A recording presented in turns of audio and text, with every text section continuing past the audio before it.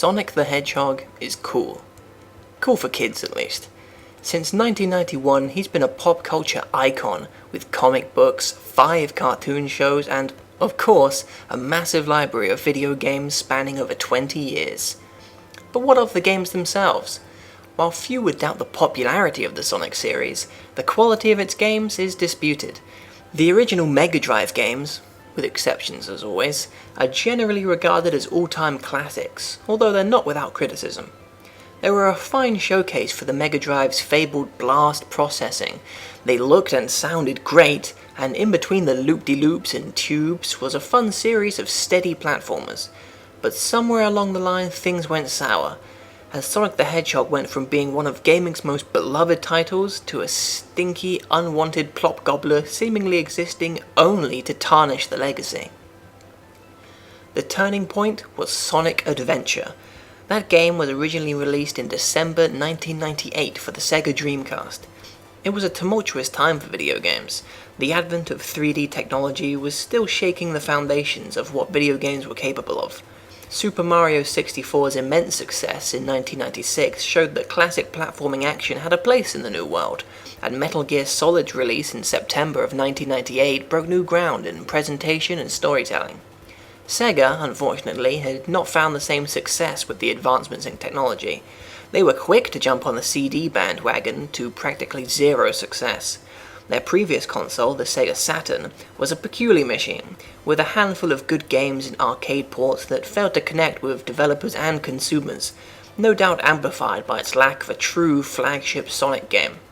Their last hope to stay in the console war was the Sega Dreamcast, and Sonic Adventure was the killer app, a high-speed, high-resolution, next-generation Sonic the Hedgehog game to show what the Dreamcast was fully capable of. And it was popular. With 2.5 million sales, the most popular game on the system. Critically loved too. Brandon Justice of IGN gave it an 8.6, with a 9.8 graphics score. Despite several complaints about a dodgy camera system, people seemed to enjoy Sonic Adventure. Enough to warrant a sequel, enough to warrant a re-release on the Nintendo GameCube in 2003, but not enough to keep the Dreamcast alive once the PS2 hit in 2000 and blew the system's capabilities clean out of the water. But Sonic Adventure was popular, and shaped the foundation of the series for the future. Unfortunately, the game absolutely sucks. I played the heck out of it and its sequel growing up, as I'm sure a lot of others did, and for the longest time I fooled myself into thinking that it wasn't that bad, but no more. Sonic Adventure is a terrible game that has not only failed to stand the test of time, but also led the Sonic series as a whole down the path to mediocrity, from which it is still not fully recovered.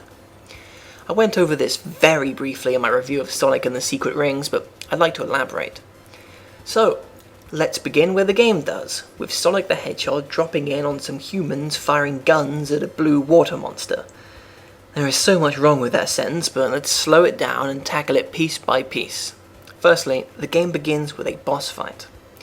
Boss fights in Sonic games have always been pretty simple. The boss attacks you in a pattern, often making itself invincible or unreachable during its attacks. Then it allows itself to be hit, and you wail on it as much as you can until the pattern starts back up. Sometimes the boss and you are free to attack each other, and it's a game of scoring hits while trying not to get hit yourself, chasing down your rings when you do. It's a fine system, one of persistence and positioning, moving around the area to get the most attacks in while dodging enemy attacks. Unfortunately, and this is the key problem with Sonic Adventure, it doesn't translate well to 3D. The bosses in Sonic Adventure are absolutely mind-numbing. You wait for the boss to faff around, dodging its attacks. Then, as in the case of Dr. Eggman here, they literally just decide to let you hit them. Repeat that a few times and it's over. There's no tension, no careful cat and mouse game, just running out the clock until it's your turn to go again. The bosses also have a health bar, and you can only seem to get one hit in per turn. In the Mega Drive games, your patience and/or maneuvering was rewarded with a satisfying series of bumps on Dr. Robotnik's egg-shaped dome. Bam, bam, bam! It's great! Waiting 20 seconds for Dr. Eggman to give you a load of this, and then bopping him one time isn't nearly as fun. You replay multiple bosses as different characters, but nothing about the fight changes. The robot gets its own boss fights, but they're so ridiculously easy it's not even worth talking about. And unexciting boss battles are the least of Sonic's worries, but they do showcase one of Sonic's new moves that would taint the series since: the homing attack. The homing attack allows Sonic to instantly and effortlessly bop any enemy or item in sight, simply by pressing the jump button again while in the air. I can understand the idea behind its inclusion. Sonic moves quite fast, and it can be hard to fine-tune his movement mid-jump. So, to make things easier, they made it so you don't even need to try and aim for a spring. It makes fighting enemies a non-issue as well. You can even homing attack straight onto an enemy spitting fire all around and it'll die. And sometimes, of course, it won't work for whatever reason. Another use of homing attacks is the crossing a big chasm move, where you bop enemies in a row to get over a gap. Again, this takes a fairly standard platforming challenge and twists it around so that it requires next to no effort on the player's part.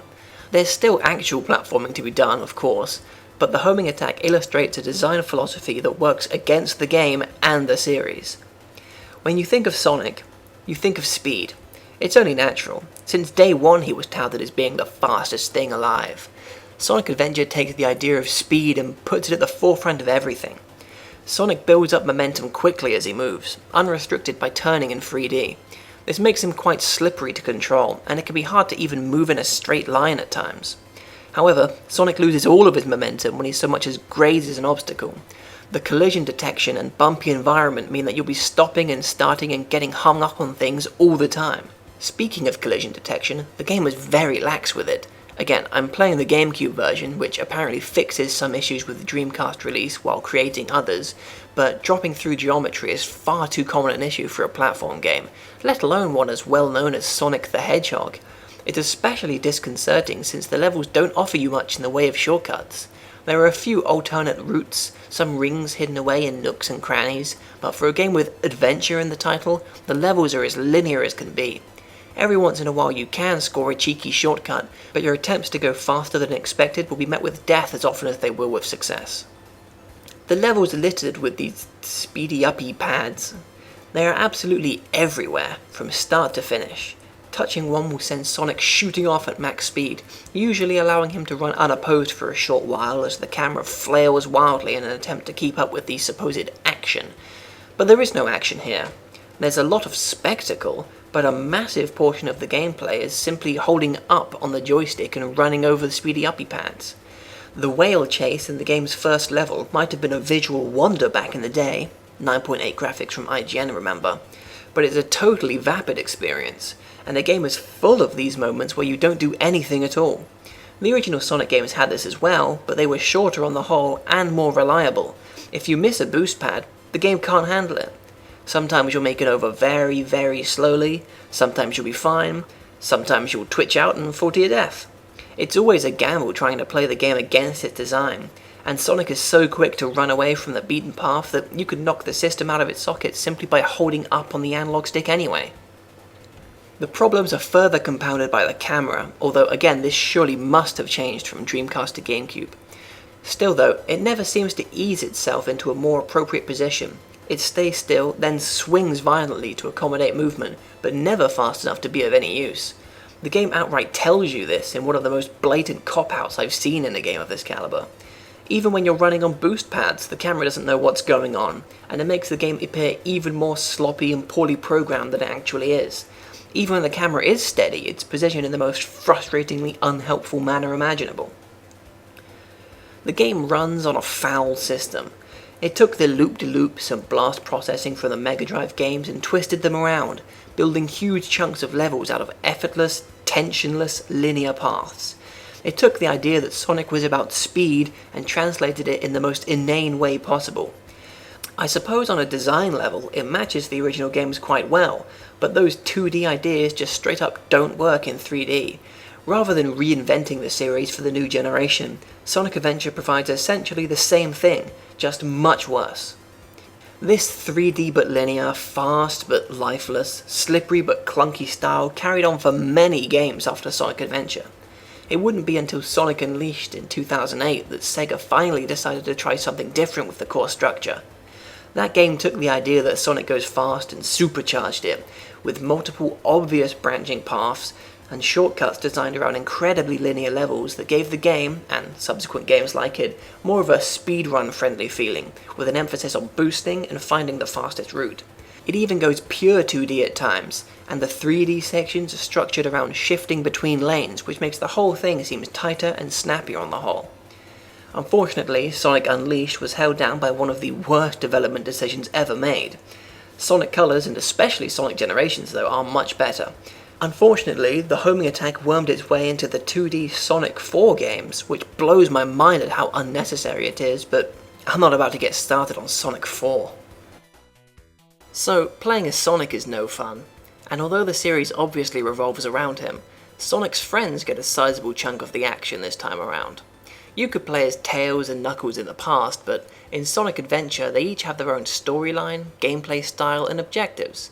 They all run on the same core engine, so give or take a few issues with individual characters not building momentum as fast as Sonic does, they all suffer from the game's loose controls, bad camera, and suspect collision detection.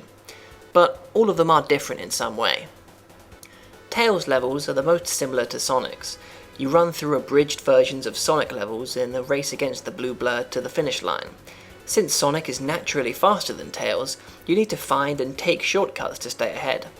Mostly this means flying through giant glowing green rings that boost you along, but you'll also want to take advantage of Tails' limited flight to get ahead. The levels are shorter than Sonic's, and the multiple routes make it more enjoyable to traverse them, trying for a sneaky shortcut by stretching out your flight time. It's still a buggy, unstable roller coaster ride, but there's more appeal in speeding through levels as Tails as there is as Sonic, even if it feels like the ride could break down at any moment. Amy Rose lacks so much speed in her levels. This makes her somewhat easier to control than Sonic and Tails, and thankfully the stages are designed around this. Rather than blazing through the zone, Amy's stages take a slower approach, with switch flipping, careful platforming, and some very loose "are you colorblind?" puzzle solving to do. Also, you're constantly being chased by a giant robot through the levels, which helps provide an overall sense of urgency while not forcing high-speed movement on the player, any more than the game engine forces already, that is. You can bat the robot away with a giant hammer though, and he takes a long time to actually hit you once you're close, so it's not exactly up there with the Nemesis in terms of terrifying villains. Amy's stages would be a lot more fun if the engine was built from the ground up just for her. Between the camera and the wobbly controls, her stages lose a lot of enjoyment, which is a shame since there's a fairly good idea here, the execution is just sloppy. Knuckles stages are infamously bad. You drop into an open area with a radar beeping away giving the approximate location of items you need to collect to clear the stage. While the controls might have scuffed the shoes on otherwise passable Tails and Amy stages, here they serve to make the entire experience thoroughly unenjoyable. Knuckles can glide and climb up walls sometimes. It can be very finicky trying to get a grip on something. About equal time is spent both wandering around trying to get a good reading on the radar and actually trying to climb up to where the Master Emerald shard is. It's an Easter egg hunt, one that saps your enthusiasm as you continue to play, gliding around aimlessly as the camera goes nuts and the radar beeps away. It's about the most unappealing concept for a video game. One where you're given the sloppy, speed-oriented controls of a 3D Sonic game and told to meticulously comb over the environment for hidden trinkets. Unlike Tails and Amy's stage paradigms, they actually included more of these stages in Sonic Adventure 2, where they amazingly got even worse. Another Sonic Adventure 2 carryover is the shooting-based stages of E102 Gamma. You hold down the attack button to lock onto enemies, releasing it to blast them all at once. Nothing can hope to stand against you, and even Gamma's bosses are more execution than battle. It's totally mindless. The lock-on and destroy instant death missiles make short work of any and all obstacles, and there's very little to impede your progress, aside from the same problems that plague all the other character stages. Thankfully, speed isn't as big a problem for Gamma as it is for some of the other characters, but the combat is so simple, there's really no meat to his mode. And that brings us to Big the Cat and its fishing stages. They are, in my opinion, some of the worst parts of any mainstream video game in history. Big moves incredibly slowly, which contradicts the game's core structure in a way that makes moving around his stages an inconsistent, glitchy nightmare. And then you start fishing. The addition of an incredibly slow-paced pastime to a Sonic the Hedgehog game would be perfectly fine if only it played well. In fact, that's the problem with all of the game's modes. Not that they offer an inauthentic Sonic experience, but that they're all flawed in their own way. Big's fishing stages are on the level of the most basic, entry-level fishing video games. You cast the line, make the lure swoop about unnaturally until you get the fish, or the frog's, attention. Then play the tedious game of reel in the fish while trying not to fill the bar all the way. It's as simple as it gets, but the camera hates you, the controls for both Big and his lure are abysmal, and once you've caught a single fish, you've caught them all. But the game expects you to chase after bigger bounties for no reward. There's no log for big catches, no interchangeable lures or rods, just a generic score that doesn't amount to anything important. It's a bad fishing minigame plastered on top of a bad platform game, with absolutely none of the trimmings that would even begin to make it worthwhile. I could understand the inclusion of a fishing game to slow things down after all the Sonic the Hedgehog gotta go fast stuff, but it's so lazily produced it only serves to detract from things, and Sonic Adventure isn't nearly a good enough base game to get away with it. It all comes together in one great big lackluster package. None of the different characters' modes of play feel fully developed.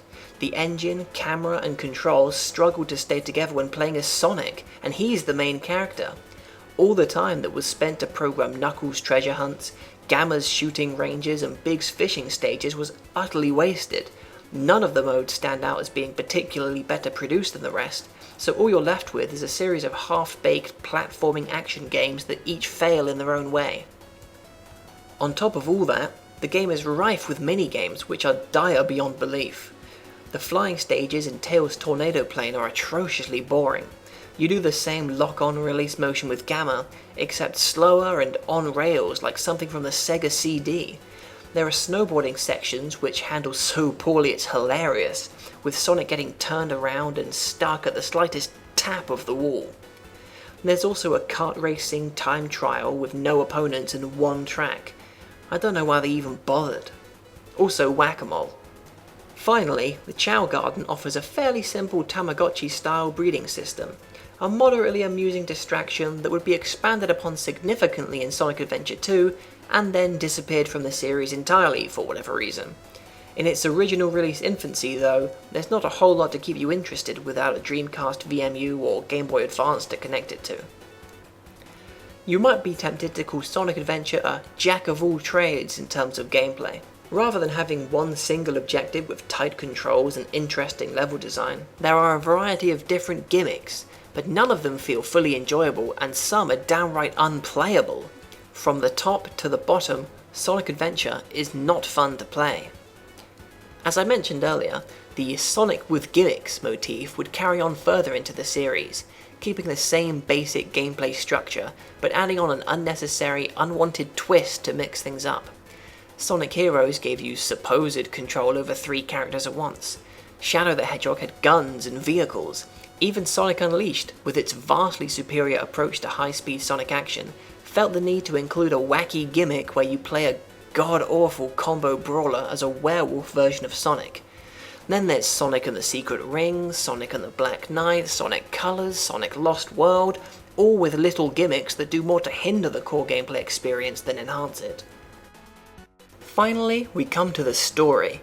I'm not going to give you a full scene-by-scene breakdown for every character. You can read Wikipedia for that if you're interested. I'm just going to talk about how the story and its characters are presented. So this is Sonic Adventure, right? The first true mainline 3D Sonic game. Canonically, and yes I am assuming there is continuity to the whimsical misadventures of an anthropomorphic blue hedgehog, this would take place after Sonic 3 and Knuckles.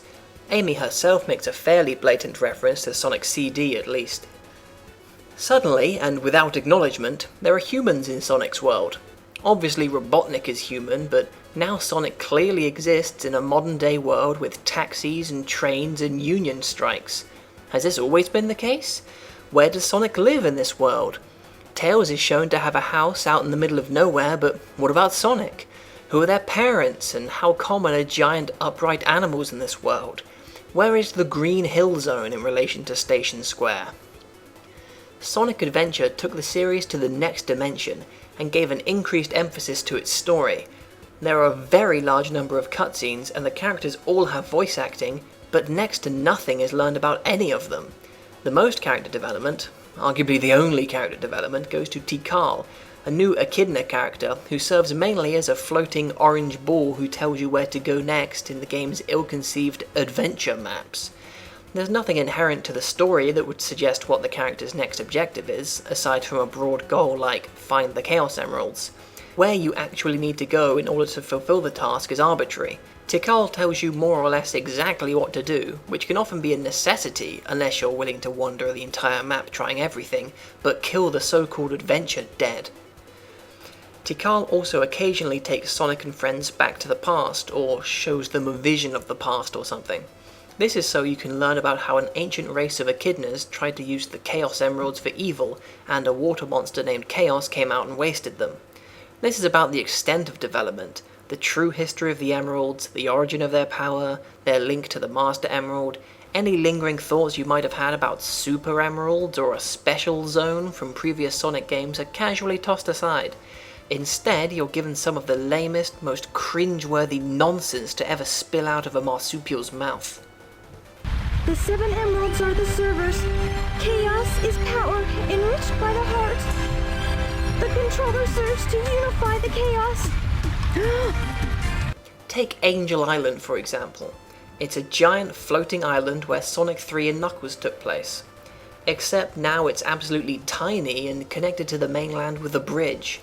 Knuckles is the guardian of the Master Emerald just because, seriously, not even he knows, and he apparently spends all day sitting alone waiting for monsters to beat him up. Sonic Adventure doesn't expand upon any of the ideas, plotlines, or characters of the previous games in the series. It just introduces new characters somewhat related to those ideas and gives them a backstory instead, even though by the time the game takes place they are long dead and exist only as a glowing orange strategy guide ball thingy. Big the Cat gets even less attention. He's just there with his frog and he likes fishing. That's the extent of it. If this was some early 90s Mega Drive fishing game, that would be fine, but once you start piling cutscene after cutscene with full voice acting, it's nowhere near enough to warrant continuing. Especially when Big the Cat sounds as annoying as he does. Hold on, Froggy, I'm coming! Imagine we met on the street. You ask me, how are you? And I reply, how are you? You think I was taking the piss? That's what Big the Cat sounds like all the time. He sounds like someone just taking the piss. Maybe someone at SEGA was taking the piss. The story is not just poorly conceived, it's poorly told. Here's a snippet of the scenario from playing as Sonic and Tails. Before the game begins, Tails finds a Chaos Emerald. There's some stuff and Tails tells Sonic to meet him at his workshop and he'll show him what he's been working on. Once you get there, Robotnik shows up, with characters seemingly choosing between calling him Robotnik and Eggman at random, introduces himself like it's the first time they've met, although this is contradicted later, steals the emerald even though you beat him in a boss fight, and drops a flashbang to instantly disappear from the scene. Tails said to meet Sonic at his workshop to see what he was working on, so what do you do next? You pick up a green stone and put it in a thingy to access the next level where you find another Chaos Emerald. Then you find a third in the casino and Eggman gasses you and steals it. The characters are all presented as bumbling morons, stumbling their way to success and defeat in equal measure. The different characters' paths do cross at points, but in such a manner to make no sense from one's perspective and have no payoff once you see the others. It all culminates with Chaos obtaining all of the 7 emeralds, totally out of the player's control obviously, and Sonic turning super just because he can, and beating up Chaos so bad that he turns good for no reason. Roll credits. It's a very simple story, as thick as paper, with inconsequential characters, coincidental developments, and some of the cheesiest power of friendship tripe ever proposed. But despite the plot's simplicity, it's presented in a very obtuse manner. Every character has their own story thread, with plenty of time spent delving into the history of the Echidnas without actually saying anything about the history of the Echidnas, let alone the playable characters, but nothing meaningful really happens until the very end, and even then, Sonic just beats up the bad guy and that's it. Not that Sonic the Hedgehog needs to have a complex storyline, of course. In fact, attempts to add some nuance to the proceedings resulted in the creation of Shadow the Hedgehog, the evil genetic experiment robot clone from space, Silver the Hedgehog, the psionic time traveler, and a scene where a human woman kisses Sonic back from the dead. But in creating Sonic Adventure, putting Sonic into a modern-day world, having him small talk with Tails about building airplanes and ride the train, Sega shut off the series from a very simple storyline of the original series that worked so well and had already been adapted into a full series. Sonic the Hedgehog is an animal fighting back against Dr. Robotnik, the human. He goes from the lush, pure green hills into the mechanized, industrialized factories, saving his animal friends from being turned into machines. It's an incredibly simple story, but one of environmentalism and rebellion that anybody could enjoy and could be spun in many ways. Watching Sonic and chums prattle on about sickly nonsense might be fine for the kiddies, but that's all it will be. The dialogue, the story, the characters, it's all made strictly for kids, not for everyone. So when these same characters pick up guns, put on eyeliner and try and act serious and mature, it's pathetic. Sonic Adventure could have been the game to launch Sonic and Sega into the next generation. It could have taken that classic series, its gameplay, its characters, its themes, and evolved them for the new technology. It could have proven once and for all that Sonic was cooler than Mario, Sega is the king of console games, and all these youngsters can lick their boot. But it didn't. Instead, it gave gamers a clunky, sloppy, unenjoyable mess of a video game where you spend as much time fishing with some big dumb cat they just made up as you do busting up robots as Sonic. It introduced new characters that add nothing of worth to the proceedings beyond one meaningless quirk, gimmicky, alternate playstyles that clutter up the design and detract from the core gameplay, and a brain-dead plot that wrings out as much melodrama as it can from cartoon characters aimed at children ages 10 and below. And it led the way for every Sonic game since to do the same. The series began a downward spiral, an endless series of games making the same mistakes over and over, getting worse and worse each time until the series finally imploded. The Sonic cycle is real, and Sonic Adventure is the game that started it. But things are not all bad. Since Sonic Unleashed, there have been signs of life for the world's most famous hedgehog. 2011's nostalgia-fueled Sonic Generations was incredibly good fun, and had no gimmicks, no pointless characters, and no dumb story. The boss battles were pretty bad though. And Sonic's got a new cartoon series on the way, with a new video game to tie in as well. What better way to reboot the franchise and reintroduce Sonic the Hedgehog to new fans? And from the pre-release footage and impressions I've seen, it looks like it'll have plenty of stupid gimmicks, pointless characters, and a dumb story. And the cycle continues. Hey, thanks for watching all the way to the end. If you have any thoughts on the video, positive or negative, plop them down in the comments. If you're not one of my 20 or so regular viewers, why not give the video the old thumbs up and subscribe to my YouTube channel? I've got funny vids on there and everything. Alright, take care. Bye!